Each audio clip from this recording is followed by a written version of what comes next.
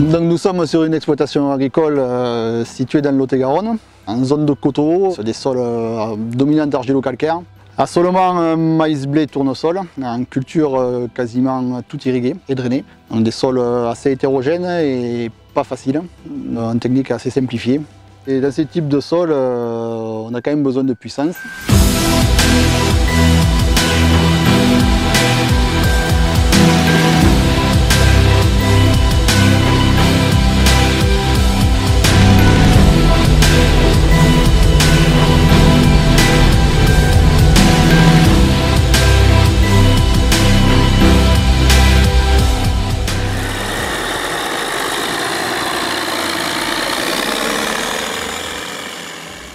Depuis les années 70, on travaille avec des tracteurs articulés. On a travaillé avec Wendel, avec Steger. Jules Van de Velde, suite à un voyage aux États-Unis, avait passé des accords commerciaux avec les frères Steger.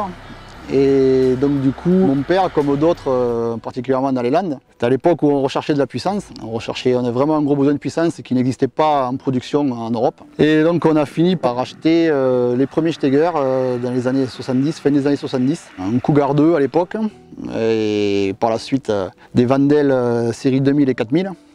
Et aussi un Cougar 3 qu'on a eu en location, parce qu'à l'époque ça se pratiquait. Et l'engin que vous avez derrière moi, c'est un peu particulier parce qu'il s'agit d'un Panther. Le Panther de la série 3, en France du moins, c'est un modèle un peu exceptionnel puisqu'il n'a été importé qu'à 2 exemplaires.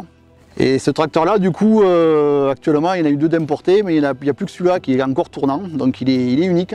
Et il ne faisait pas partie non plus vraiment de l'offre Wendel à l'époque, puisque M. Van de Velde importait spécifiquement 2 modèles qui représentaient le gros du marché, c'était le Bearcat et le Cougar à l'époque. Et le Panther, lui, n'était disponible plutôt que de façon un peu sur demande, on va dire, un peu spécifique. Et donc c'est ce qui s'est passé en 79, quand ces 2 agriculteurs ont acheté un Panther chacun. Ils sont arrivés tous les 2 en même temps sur le même bateau. Et de ces 2 tracteurs, donc celui-ci a fait toute sa carrière pratiquement avec le même propriétaire. C'est un tracteur, c'est ça qui est aussi assez exceptionnel. C'est un tracteur qui est pratiquement de première main depuis plus de 40 ans. Et qui tourne encore parfaitement. C'est le type d'engin qui rappelle une certaine nostalgie, qui est quasiment indestructible. C'est des engins qui sont conçus d'une façon extrêmement simple, dans l'optique toujours, l'optique très américaine, de pouvoir être réparé très rapidement, même au fin fond du Minnesota, à 300 km de la première concession. Ce tracteur, un peu plus de 40 ans, il est de 79. Il était importé en 79, donc il a été importé avec un autre de ses congénères, le même modèle. Et celui-ci demeure le seul survivant à l'heure actuelle, l'autre étant à l'état d'épave dans la Manche. Donc celui-là, contrairement à l'autre, on a essayé de le faire revivre comme on pouvait, avec un peu les moyens du bord, mais on est assez content du résultat. Donc le concept repose vraiment sur une cinématique de camion, tout simplement. Voilà, on est en présence d'un moteur, un Caterpillar 3406, qui fait quand même 14,6 litres de cylindrée, ce qui est vraiment très conséquent pour une puissance de 325 chevaux. Maintenant, pour la même puissance, vous avez des moteurs de 7 litres en règle générale. Donc on ne joue pas tout à fait dans la même cour. Et une boîte de camion, c'est une boîte Spicer, une 1010 3B. Donc cette boîte-là, c'est une boîte mécanique, pas de synchro, qui était montée sur le Peterbilt, Kenworth et compagnie. Ce moteur-là aussi, le 3406, très apprécié dans les années 80 sur tous les camions du groupe Packard aux États-Unis.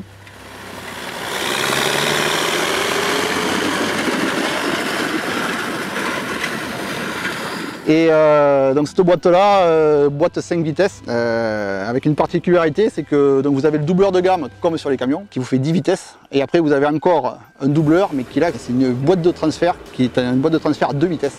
Ce qui fait que vous multipliez encore les rapports par 2, donc vous avez 20 vitesses avant. Ce qui permet en fait d'affiner vraiment la vitesse optimale par rapport aux contraintes du terrain, du relief, du type de terre, de la largeur de l'outil traîné bien sûr, et de la vitesse de travail optimale pour faire du bon boulot.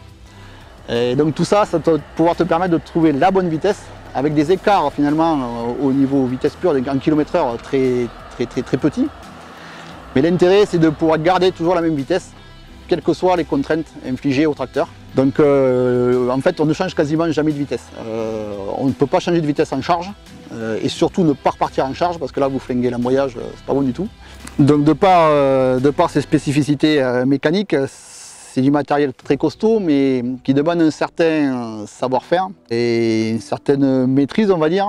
Et c'est pas forcément l'outil à mettre entre toutes les mains, et particulièrement chez des jeunes à l'heure actuelle qui sont habitués à du matériel moderne, à travailler vite et voilà, dans un confort, voilà.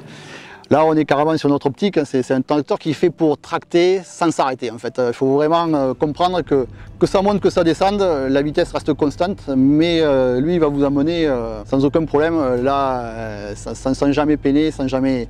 Si vous avez la bonne vitesse, c'est parti, et puis ça ne s'arrête pas, quoi.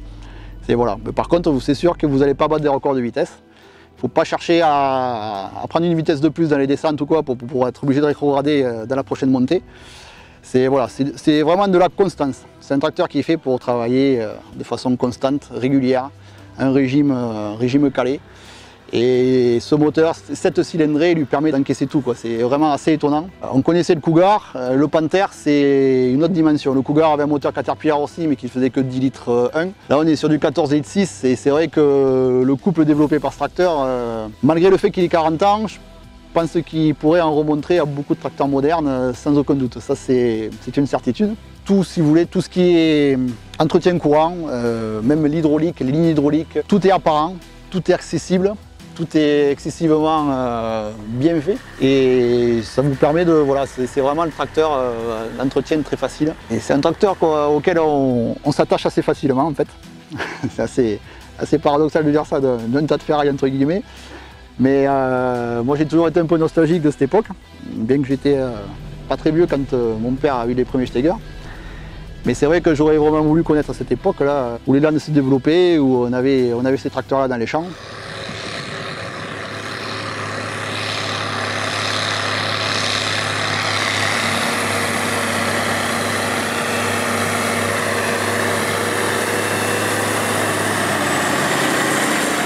Donc si vous voulez, ce tracteur-là, il a succédé à 2 Cougars 2. Donc on peut dire, je pense, j'en suis pratiquement sûr que l'ancien propriétaire, le premier propriétaire de ce tracteur, en fait, Michel, qui va sûrement regarder cette vidéo, j'espère, a été sûrement, je pense, le plus gros client Steger, puisqu'il a eu 3 Steger pratiquement neufs. Donc ça c'était assez à souligner, et j'ai des photos d'ailleurs où on voit le Panther qui est pratiquement neuf, celui-là, avec un autre Cougar, avec des cover crops de 6 à 8 mètres, dans la même parcelle, à Audange. Ce qui peut sembler assez étonnant, puisque voir ça dans les années, au début des années 80, 2 tracteurs de 300 chevaux articulés américains dans la même parcelle, c'était... À notre époque déjà ça attire le regard, mais à l'époque c'était quand même assez épique, quoi. C'est un tracteur qui ne se conduit pas. C'est un tracteur qui se chevauche. On est vraiment assis sur la boîte de vitesse et sur le moteur. C'est un bruit, c'est une ambiance. Et c'est vrai qu'on a vraiment cette sensation de puissance qui est vraiment très plaisante, quoi. Très clairement, passer une journée de travail dessus, c'est plutôt agréable, quoi. Enfin, disons que pour moi. Après, chacun...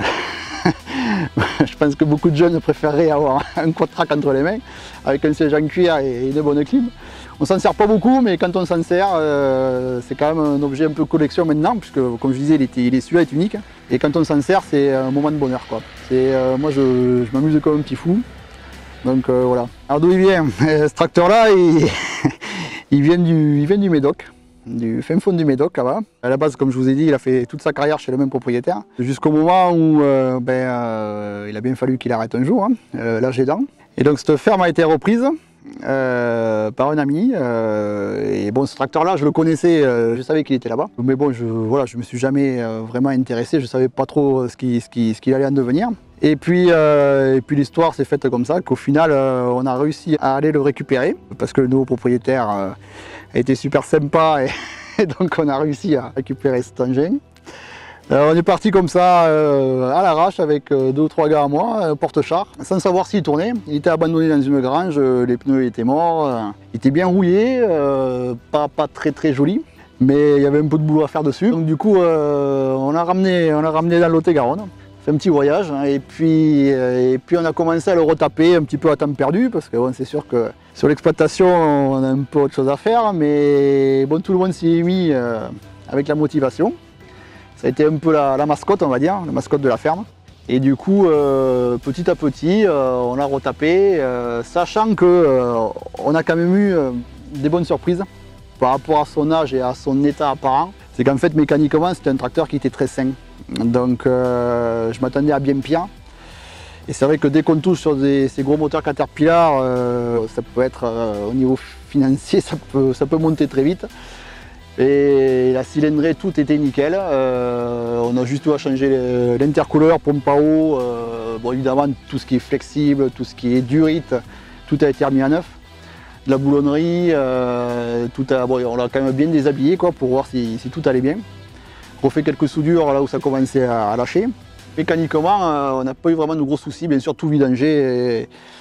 Les réducteurs, les ponts, moteur, boîte de transfert, boîte de vitesse, remettre tout à plat, tout nickel, bien les niveaux. Et il est reparti comme en 14, on a refait un pot, on a tout remis nickel. Et puis après, bien sûr l'aspect cosmétique on va dire, où là bon, ça a demandé un peu plus de boulot, nous on n'avait pas trop le temps de s'en occuper, donc on l'a fait faire, on a dégrossi le boulot, mais après tout ce qui est peinture, on a fait faire un petit carrossier pas très loin de chez nous que le projet intéressait.